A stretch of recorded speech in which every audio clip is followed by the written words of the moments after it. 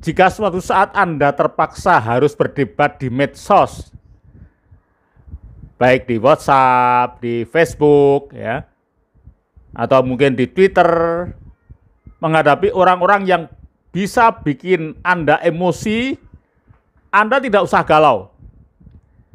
Karena berikut ini akan saya berikan kiat-kiat yang nanti Anda akan menjadi piawai sekali dalam berdebat. Anda bisa mengalahkan mereka, bahkan Anda bisa leading, ya. Bahkan jika Anda ingin, Anda bisa mengedukasi orang itu, ya, balik mengedukasi malahan.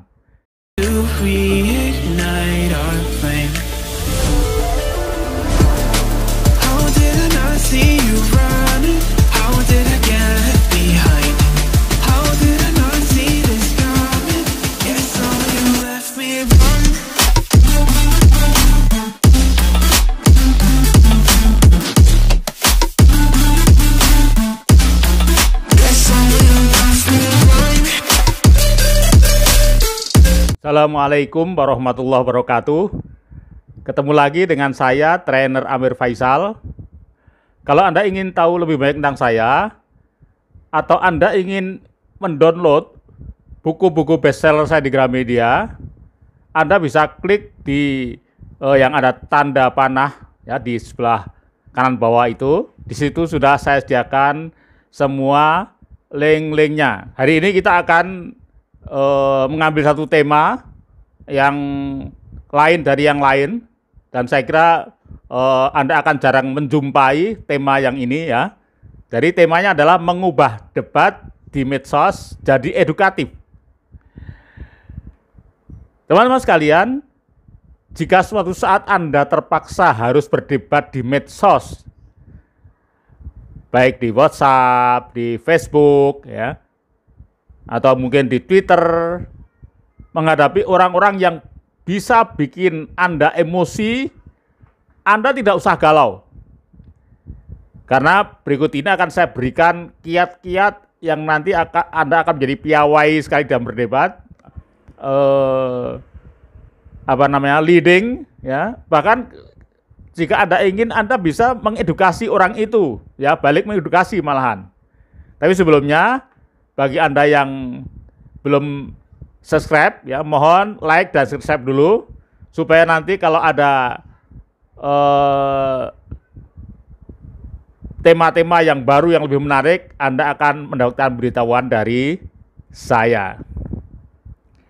Baik teman sekalian, akan saya berikan kepada Anda kiat-kiat, ya, untuk menghadapi debat di media sosial yang bikin kita mungkin tersinggung, bikin kita baper, ya, dan seterusnya. Jadi langkah yang pertama adalah ketika Anda berdebat, langkah pertama adalah tenangkan diri Anda. Sebab ketika Anda emosi, berarti Anda sudah dikalahkan dulu, ya, dikalahkan sebelum bertanding. Dan memang itu target mereka. Karena dengan Anda emosi, otomatis akan mengurangi kecerdasan Anda dalam berargumentasi. Dan memang sebagian besar unggahan-unggahan mereka memang sengaja menggunakan yang pertama apa yang namanya logical fallacy, ya, atau logika tipu muslihat. Jadi dengan cara memelintir pendapat, ya. Jadi ketika mereka sudah mulai kalah berdebat, mereka pelintir, ya, pendapat kita. Substansinya dipelintir, sehingga kelihatannya kita menjadi buruk, gitu, ya. Atau mungkin juga logical fallacy itu dengan cara mereka menyerang pribadi kita. Nah, ini adalah juga salah satu kiat mereka. Kemudian yang kedua, teman-teman sekalian, mereka juga menggunakan teknik namanya hypnowriting. Ya, apa hypnowriting itu? Hypnowriting adalah sebuah tulisan yang mengandung sugesti, ya, untuk memprovokasi otak primitif kita. Jadi otak primitif itu namanya otak krokodil. Itu adalah otak primitif kita. Dari itu yang mendorong, ya, itu instinktif yang mendorong kita untuk merasa cemas, merasa takut, atau kita punya insting untuk marah dan seterusnya. Itu ada otak primitif kita. Dan mereka memang sengaja untuk membangkitkan itu. Nah, teman sekalian, maka strategi untuk mengalahkan mereka, maka Anda tadi perlu menenangkan diri. Jadi Anda fokuslah pada otak prefrontal cortex Anda yang kiri, ya, sebelah kiri. Jadi itu adalah otak cerdas Anda, otak bijak Anda.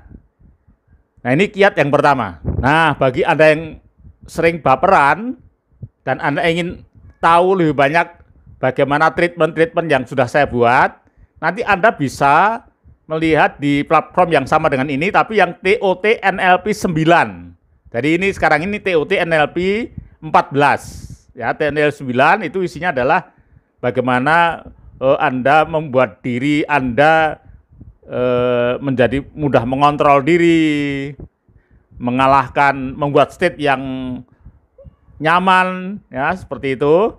Nah, silahkan nanti Anda buka lagi di TOT NLP 9 Amir.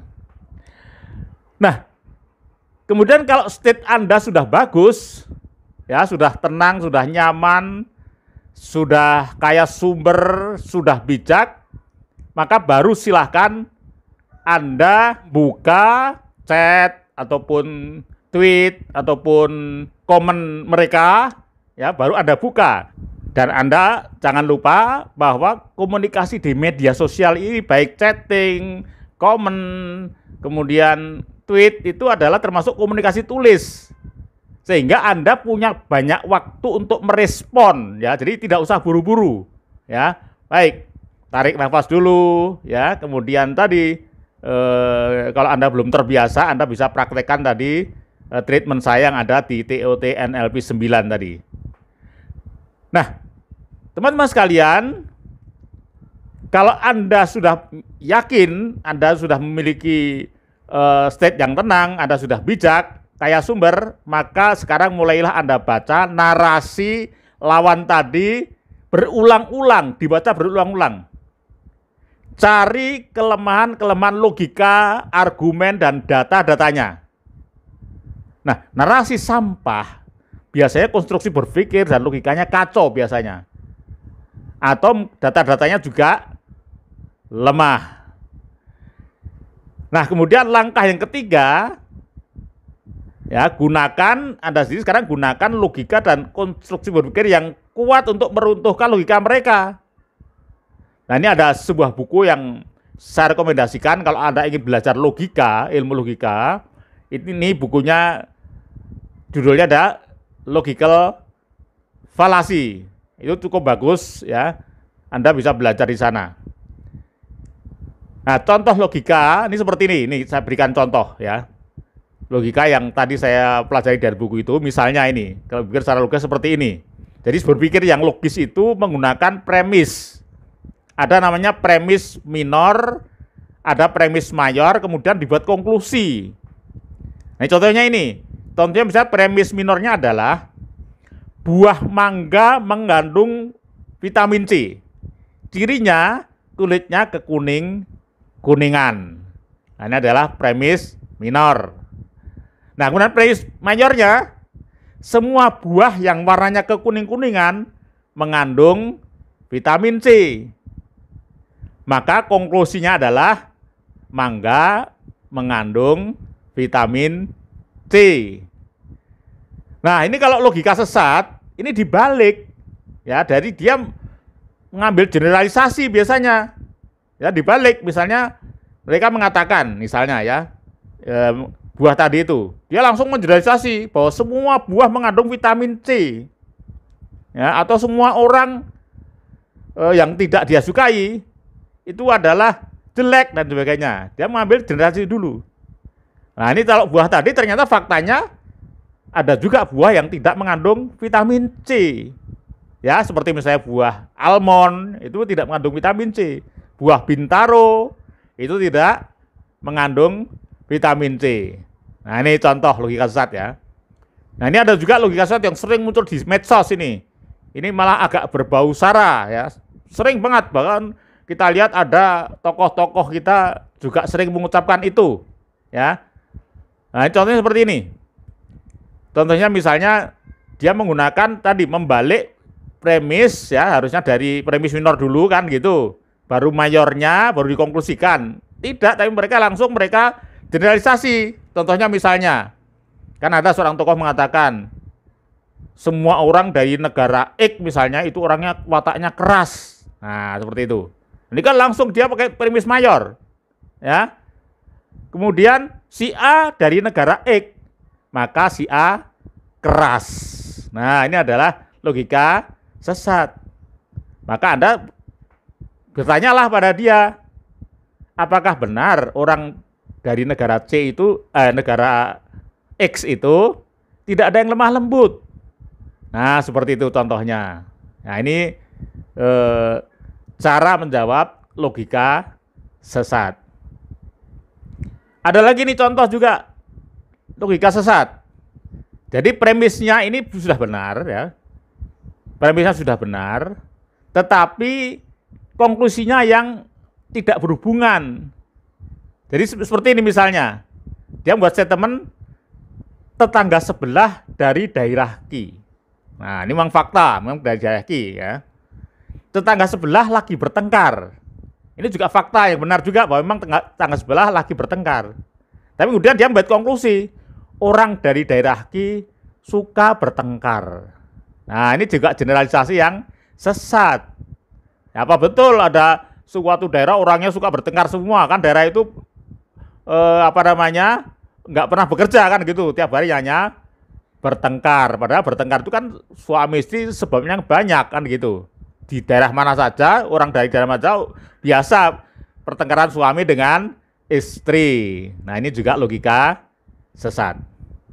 Anda juga bisa juga nanti ketika lawan menggunakan logika sesat, Anda gunakan teknik namanya minta clarity ya. Minta clarity itu kejelasan.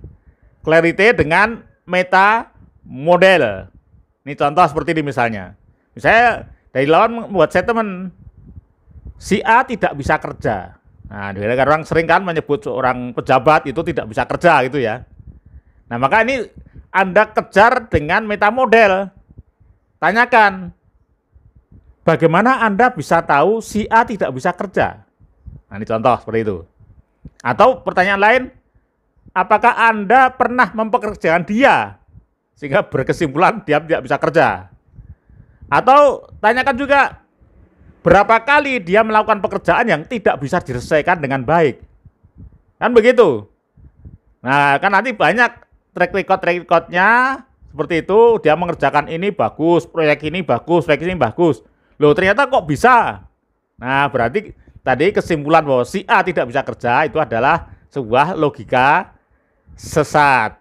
Nah, oke teman sekalian, kemudian selain menggunakan logika juga mereka menggunakan argumen dan sumber-sumber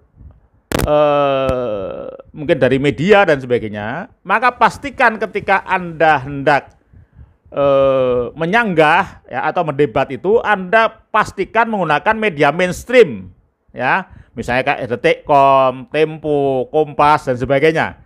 Jangan sekalipun ya Anda menggunakan media yang sudah dikenal sering memberitakan hoax ya, itu akan memukul balik Anda sendiri ya. Atau jika Anda menggunakan narasumber, tolong ambil tokoh yang benar-benar netral ya, yang tidak mihak ke sana dan ke sini. Nah, ini usahakan. Nah, lebih bagus lagi jika Anda punya data-data dari hasil riset ilmiah. Ini lebih bagus lagi, Anda akan kuat sekali argumentasi Anda. Baik teman sekalian, jika Anda gunakan 3 langkah di atas tadi dengan sempurna, maka akan kelihatan hasilnya nanti. Nanti mereka mulai misalnya membuat chatting, membuat komen itu mulai goyah ya, mulai gamang mereka. Ya, bahkan kalau Anda bisa main-mainkan, dia mulai kesal. Sebaiknya Anda mulai ngetik sambil ketawa ketiwi, karena Anda sudah bisa mempermainkan pikiran dia. Nah, saya sendiri juga suka ya bermain-main seperti itu ya, karena memang ini salah satu spesialisasi saya ya. Kalau sudah saya lihat lawan sudah mulai goyah, mulai gamang, Malah saya goda lagi ya. Saya goda lagi dengan pertanyaan-pertanyaan yang untuk semakin menunjukkan kelemahan baik dari segi logika, dari segi data, dari segi konklusi dan sebagainya tadi. Nah, sekarang yang keempat ini ya. Yang keempat, jika Anda ingin berbuat baik pada lawan, ini ya, kalau saya juga orangnya nggak tegaan, jadi saya tidak ingin menjatuhkan gitu saja, tapi juga saya memperlakukan lawan dengan baik. Itu, nah ini sesuai dengan judul, Anda bisa mengubah debat itu menjadi sebuah edukasi.